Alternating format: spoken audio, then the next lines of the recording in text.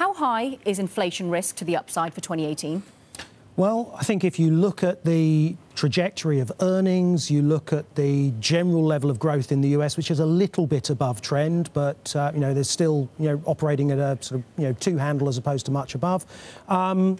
And the fact that we've got significant global themes, globalization, automation, also tending to be something of a dampener on wage demands. Yeah, it's great that CPI and inflation generally has picked up. What it means is that whole concern we had middle part of last year, remember, where we were worried we were slipping back into disinflation, that's been taken away. But let's look at the facts. We've seen CPI move from a low of 1.6 at the headline in June up to 2.2 last time. That's a 60 basis point swing. If you look at CPI over the last 100 years in the US, the low in 1932 was under 10%. The high in 1954 was nearly 20%.